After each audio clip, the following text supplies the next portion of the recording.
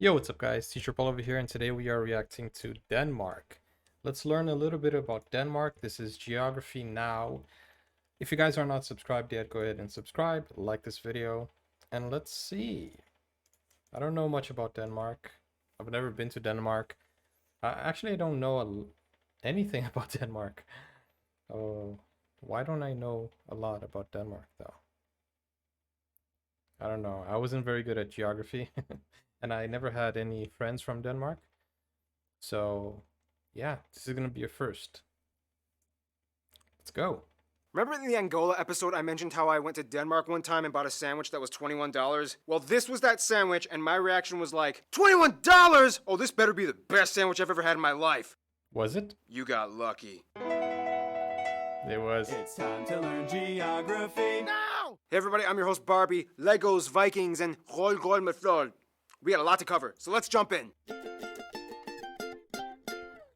Denmark, the link between the rest of Europe and Scandinavia. So much to discuss. Denmark is classified as a Nordic country, hence located in the Northern European region, even though it's kind of like the southernmost state in the Nordics. Full disclaimer, ignore Wikipedia. I'm gonna pronounce the location names in their proper Danish context. So here we go. Denmark is made of the Jutland, not Jutland, peninsula that connects to Germany in the south, as well as 1,419 islands. Of those, only Jutland. 443 are named, and 74 are inhabited. With the largest island being Sjælland, not Zealand, which is not to be confused with Dutch Zeeland, which is not to be confused with New Zealand, although they did get their name. I can't take it! That's too much information! It is connected to Fyn Island, not Finn Island, by the Great Belt Bridge completed in 1998. The country is divided into 5 regions, the capital being Copenhagen, located on Sjælland. Okay, so I've heard of Copenhagen. Wow, why am I so not knowledgeable about Denmark? I don't know why. The other countries I know a little bit because when I was growing up, I knew I had a friend from Norway, a Norwegian friend, so you know. But why Denmark? Like, why have I never had contact with Denmark? I don't know why. I'm sorry, guys. I'm so sorry about that. But you know, it's never too late to learn. And what I like about this channel, that Geography Now, is that Barbie, he tries to find out the actual pronunciation, and he tries, to incorporate, the pronunciation of stuff, and that's really nice. Copenhagen is home to a myriad of historical sites, palaces, statues, residential units that are all the same height and style, with pockets of colorful, quaint, cozy shops and cafes, and dangerous bicycle lanes that you are not supposed to walk on. Now, this is where things are gonna get a little spiced up. And by spiced up, I mean freezing cold and covered in whale blubber. Denmark, for those of you who didn't know, is a kingdom, one of the last surviving ones in Europe, and is currently under the headship of chain-smoking Queen Margaret II. These still fall under Danish sovereignty and make up the massive Greenland island and the little Faroe Islands. Oh, Both of these wow. places are radically different from mainland Denmark. For one, Greenland is primarily inhabited by native Inuit tribal peoples that live on the island and is 80% covered in ice year-round. The Faroe Islands are a conglomeration of Interesting, because I don't think there were lots of countries trying to invade Greenland, right? So that's why we have most native in uh, over there. ice year-round. The Faroe Islands are a conglomeration of 20-ish mystical, cloudy, windy islands that have this crazy-looking lake that looks like it's about to spill over the cliffs into the ocean. Wow, These two areas have their own that is a self-governing beautiful home rule, otherwise only scenery. depending on Denmark for military, justice, currency, and foreign affairs. Otherwise, I mean, that's pretty much it. I mean, historically, they did try to kind of create an empire by colonizing parts of the Caribbean, Ghana, India, and then in the Nicobar Islands and the Indian Ocean, but they kind of ran out of money and ended up selling everything to other countries. Too bad. It would be awesome to see people in the Indian Ocean speaking Danish. Nonetheless, mainland Denmark is kind of like a fast-moving economic machine. Let's talk about how. Now, when it comes to land makeup, Denmark is pretty flat. I mean, the highest point, Møllehøj, is only about 170 meters tall, and it looks like this. Otherwise, only about 13% of the country is forested, including the tree plantations, and the rest is pretty much used for agriculture that can produce enough food to feed about 15 million people. It's about 3 times the size of their entire population. Good for you, Denmark. But one thing Denmark is actually famous for growing is non-produce plants like grass, fodder, and Christmas trees. The highly sought-after Really? Danish Nordmann fir has been classified as the Rolls-Royce of Christmas trees, and every year investors from Germany, the Netherlands, Netherlands, and even the UK jump in at the end of November and grab whatever they can before it's gone. Now, one thing you need to know is that, like many nice. other areas in the Nordic region, Denmark's weather can be quite dreary. First of all, Denmark is the only Nordic country that doesn't really get a lot of snow. Denmark is kind of like the mud pit located below the jet stream blocked by Norway and the UK. This means that even though it gets really cold, pressure systems rarely cause snow. This is also pretty much why everybody dresses like a J. Crew fall fashion line model on the streets. If you're gonna get wet and freezing, you may as well look good while doing it. Otherwise, yeah, I mean, They pretty much do the rest look of good. Denmark is just rolling green plains with sandy beaches and quirky little islands that people like to hop over for camping trips in the summer. If we were gonna talk about Greenland and the Faroe Islands, we would get a radically different story of mind-boggling, captivating cliffs, bluffs, sea stacks, glaciers, fissures, icebergs, and mountains. If you don't know Yeah. what a Mulan is, it's not this, but this. This Mulan is large enough to swallow a school bus. But we'll have to say that for another video. What is that? Well, they just explained it, but wow, it's like a waterfall, but made from melting ice. This, but this. This Mulan is large enough to swallow a school bus. Man. But we'll have to say that for another video that'll come out in 9,374 years. In the meantime, let's talk about the people.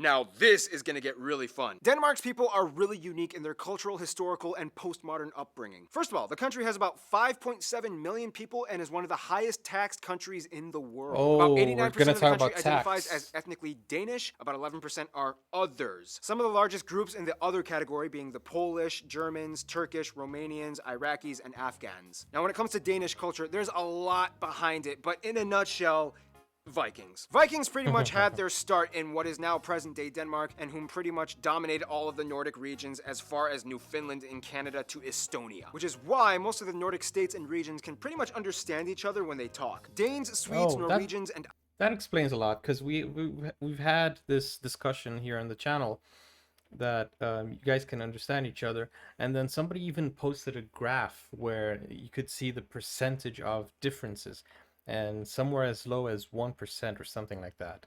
talk. Danes, Swedes, Norwegians, and Icelanders can generally understand each other as they have the same basic linguistic structure. Sure, there are subtle discrepancies, but overall they can kind of get by conversationally. Granted, there's a saying, the Norwegian and Swedish languages sound like dancing fairies, whereas the Danish language sounds like a dude with a potato in his mouth. By the way, anybody Like who wants British. to learn Danish, full disclosure, it's gonna suck. The J makes the Y sound, the Y makes the U sound, the V makes a W sound, the R makes a R sound, the H is silent half the time, a ton of the letters are never even used, and don't even get started on A, U, and O. I kind of discovered a little trick though when I went to Denmark. When speaking Danish, all you really have to do is kind of like pronounce the first part of the word that you think makes a sound, and then just kind of like give up on the rest of the word. For example, Copenhagen, Nybroggen, Løvstrand. I'm literally just listing names of places in Copenhagen that I've been to. Honestly though, you really won't have much of a problem getting around if you speak English. Over 80% of the entire country, mostly the younger generation, speaks proficient English to the point where they don't even need subtitles when watching American TV shows and movies.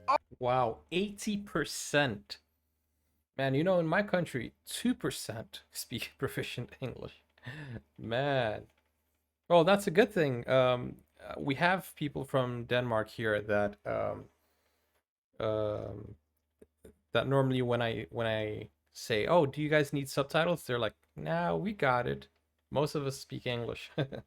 Also, keep in mind, Greenland has its own language that is completely unintelligible as it's an Inuit language closer to the indigenous Inuktitut and Yupik languages found in Canada and Alaska. And Faroese is pretty hard for most Danish people to grasp as it actually has more words rooted in the ancient Norse language, and it's actually more intelligible to Icelandic. Back to culture though, Denmark has definitely left its mark, whether it's notable figures like author Hans Christian Andersen, philosopher Søren Kierkegaard, or whether... pronounce his name? That's actually how you pronounce his name. Wow. It's not Søren Kierkegaard.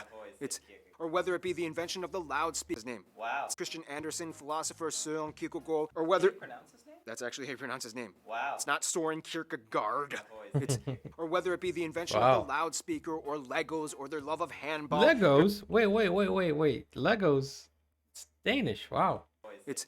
Or whether... So many things that I'm learning from this channel. Whether it be the invention of the loudspeaker or Legos or their love of handball, their impeccable architecture, love of cuisine. Noma in Copenhagen, by the way, being voted the best restaurant in the world with plates that feature live ants and moss. If you're really gonna get a feel for Danish culture though, Wait, live ants? world with plates that feature live ants and moss.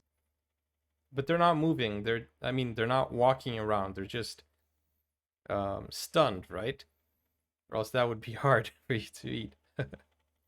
If you're really gonna get a feel for Danish culture though, you kind of have to know about Yantalon and Hygge. The funny thing is, Danes are kind of brought up in a social mindset that is kind of integrated into their subconscious known as Yantalon, which kind of translates to something like, you are not better than the crowd, which I know sounds kind of depressing, but it's really trying to instill a sense of equality and communal cooperation. Hygge translates to something like, spend good times with friends and family, and it's like a cozy thing. Of course, Denmark is known for being ranked one of the happiest overall countries, even though they are also kind of one of the highest ranked consumers of antidepressants as well. But hey, they still pull off everyday life looking oh so good, even if it's during one of those really loud annual emergency drills. Okay, Christine, explain what's happening right now.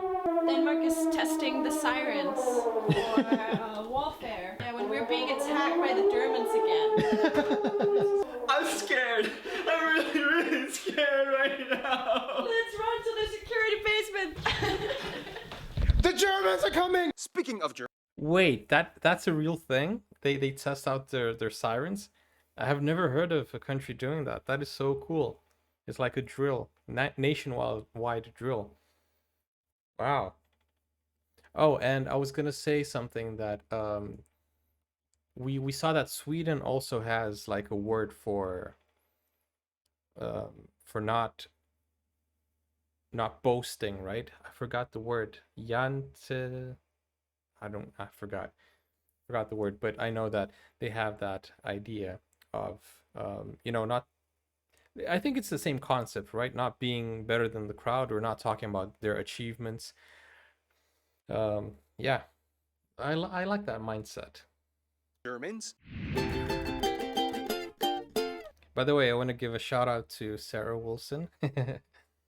Now, we all know that one person we're all kind of jealous of because they're kind of rich, well-adjusted, and have a ton of friends, and they're like kind of good-looking. Well, that's Norway. Denmark is a little bit rockier. No, but seriously, for such a small nation, Denmark has a huge entourage of friends, and it's almost kind of hard for anyone in the world to dismiss them at a party. As a founding member of the EU and NATO, Denmark has had roots planted in diplomacy for decades. First off, Denmark generally gets along with Germany. Business between the Germans is a hugely integral part of their economy, and Denmark acts like the gateway to Scandinavia for them and the rest of Europe. The US and the UK are incredibly close as both tangible and cultural imports have been established for centuries. For a while, the Danes even took over parts of the UK, which is why to this day the English language still retains hundreds of Old Norse-derived words like leg, dog, and window. The closest friends, though, would have to be the Nordic countries, Finland, Sweden, Norway, and Iceland. These four are without a doubt Denmark's closest friends, even though Sweden and them have kind of had more wars and battles historically than any other two states in the world. They've moved on and grown up. Out of the Nordic countries, though, Norway would probably be considered their best friends. Danes are obsessed with Norwegians and often consider Norway the girlfriend they took away from Sweden. In conclusion, Denmark is that accurate? The rich, rainy rascal that always seems to show up on time for every party, but somehow gets all his work done in an organized, efficient manner. Stay tuned, Djibouti is coming up next. Okay, so guys, go check out Geography Now. This channel is just amazing. I learn a lot from it. And the highlight of my day is actually reading your comments. So let me know a few more facts about Denmark. And as I said, I'm so sorry. I don't know a lot about Denmark, but right now I know a little bit more. And I'm always trying to learn new things. I don't know. I don't know if it's something that it's just that I've never, only now like, I think last week was it last week or like 2 weeks ago, I reacted to, or was it this week? I don't know. I've done so many videos that I reacted to a Danish singer. I think it was 2 weeks ago and this week. I think I did 2 Danish singers, and I've done a few videos from Denmark, not learning about its geography, but just listening to the music. And some of my viewers are from Denmark, and they suggest a few things and a few artists. and I just love getting in touch and connected.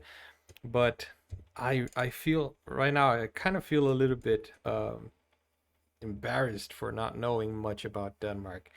Um, but then again, I don't know much about any other country except for the ones that I have been to. Um, I feel like my geography game needs to be stepped up. But guys, he talked about taxation, but um, he didn't really mention a lot about it, did he? He didn't go into detail, but he just said it's one of the most or the highest taxes. Um, but then again, yeah. I will see you guys in the next video. Thank you for watching. Don't forget to like and subscribe, and let me know in the comments if there's anything else that you guys want me to know, and we'll talk in the comments. I'm gonna make more videos about Denmark, and I'm pretty sure I'll be able to learn more and have a better conversation with you guys and have more comments. Okay, I'll see you. Take care now. Bye bye.